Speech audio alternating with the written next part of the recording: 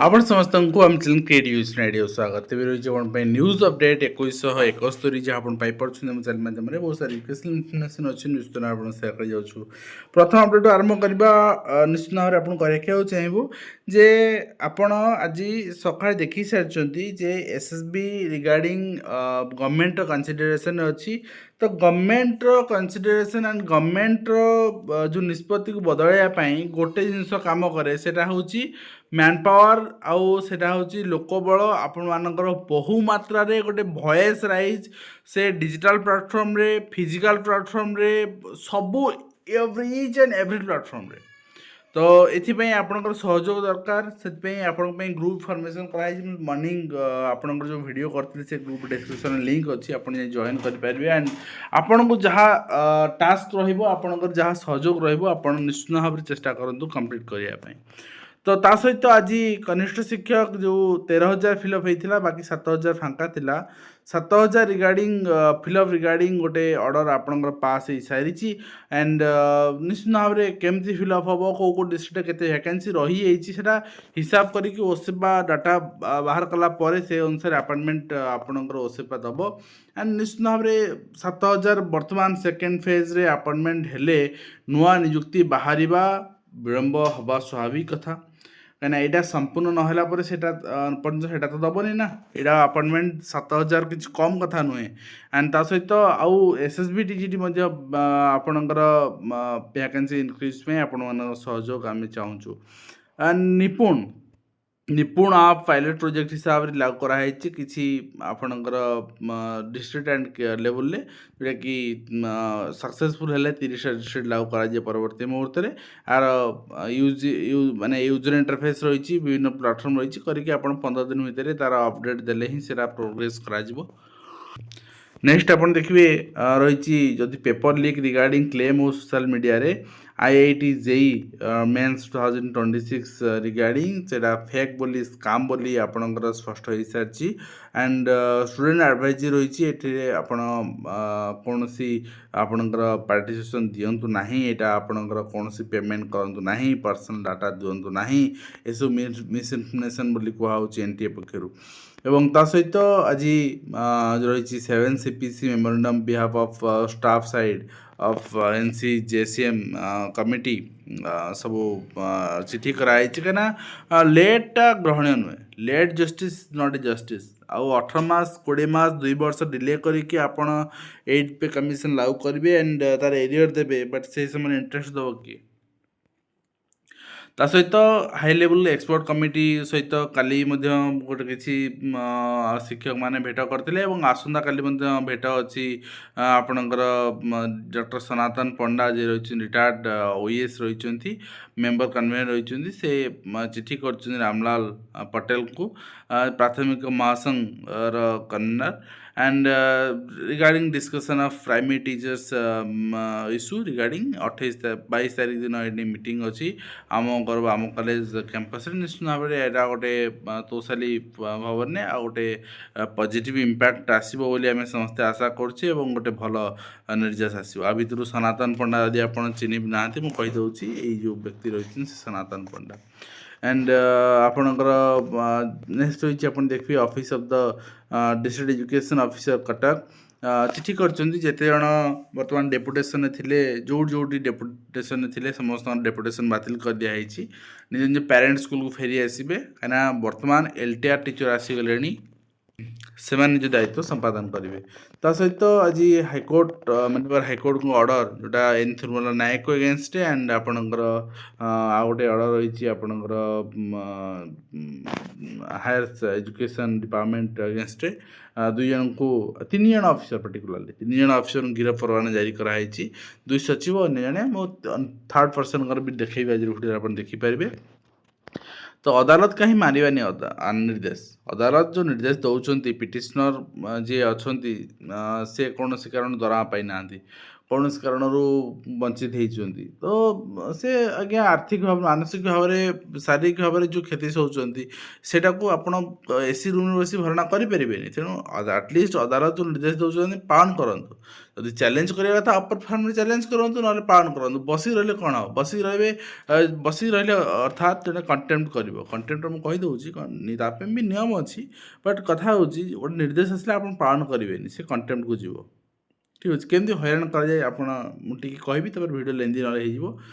Suppose ଆଜିର ଡେଟ୍ରେ କୌଣସି ଅର୍ଡ଼ର ଆସିଲା 1 ଜାନୁଆରୀ 2026ରେ ଅର୍ଡ଼ର ଆସିଲା।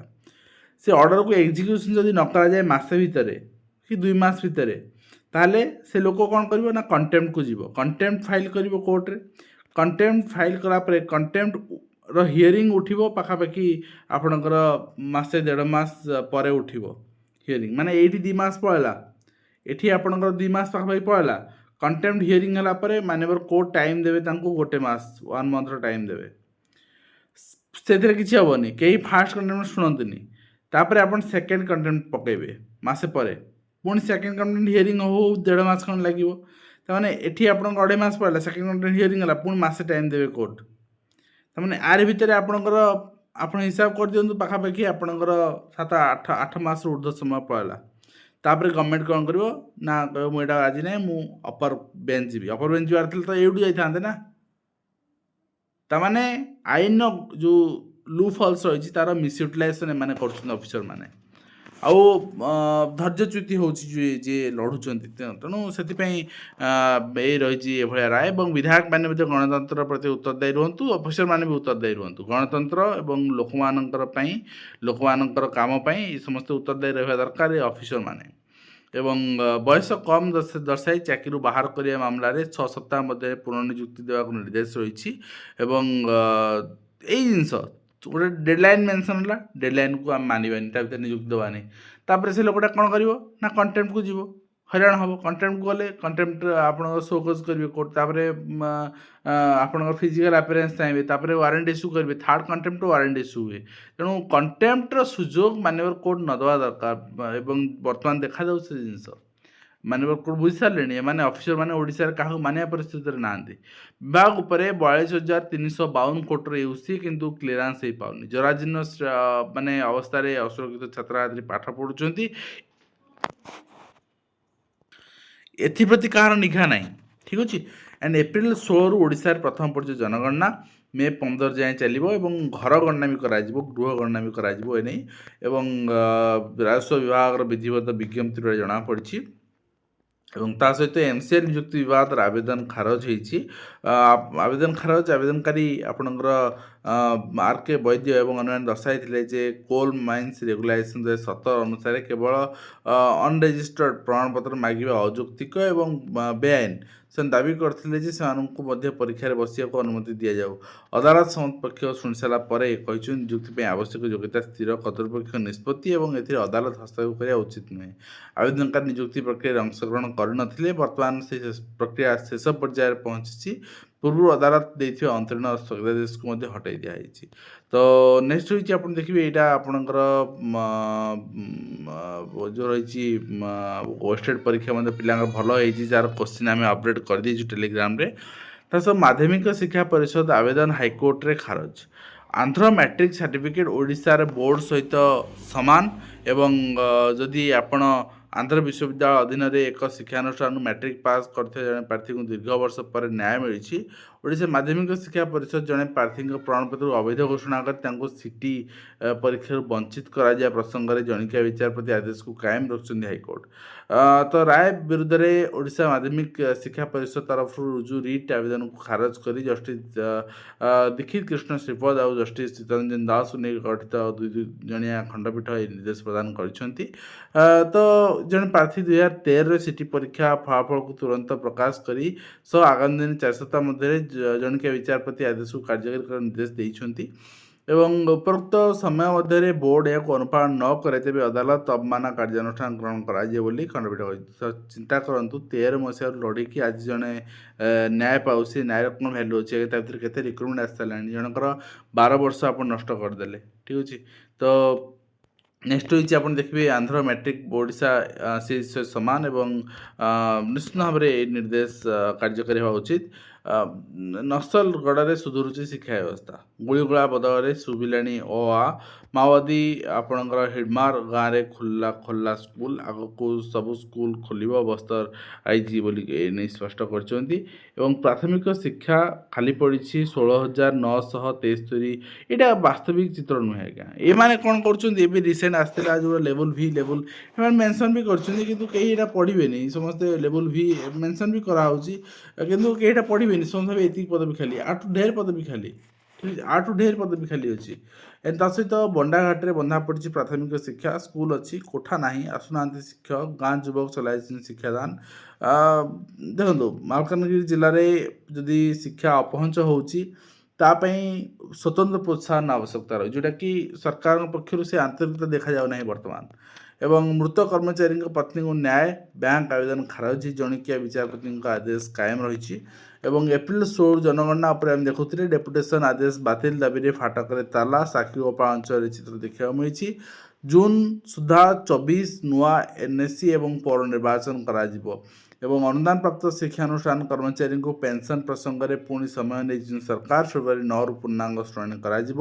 कर्मजीवी पिला को वर्तमान बीएमसी पाल आरंभ राज्य प्रथम सरकारी शिशुगृह प्रथम पर्यायर 30 पिला रही व्यवस्था कराई 6 मासरू 6 वर्ष पर्यंत शिशु तो निश्चित भाव में यहाँ गोटे भल पदक्षेप कहीं बहुत पेरेन्ट्स जाऊँच आपणकर वर्किंग अच्छा से पिला करुँच बहुत कष्ट सर्वाइव करुँच ठीक अच्छे एंड केंद्रीय कर्मचारी दुर्नीति राज्य पुलिस को तदंत क्षमता दिखाई सहित जिलापाल अन्य अधिकारी इग्नो कुलपति आलोचना जेहेतु नुआ खोलाई बारिपदारे तेणु निज निज भितर आलोचना नकरागले गोटे बंडिंग मेंशन मेंटेन कर छात्री सीएमसी नुआ पदक्षेप जो गोटे दिन कमिशनर सह नि स्टेप से बहु अवहेला देखा मिली कहीं साइड खोलुनी आप्लाय करने देखिए आप देखिए एवं 800 अवसरप्राप्त पुलिस पुनर्नियुक्ति प्रसंग में गृह विभाग निष्पत्ति प्रश्न उठी जे बाकी पदवी खाली पड़ी आप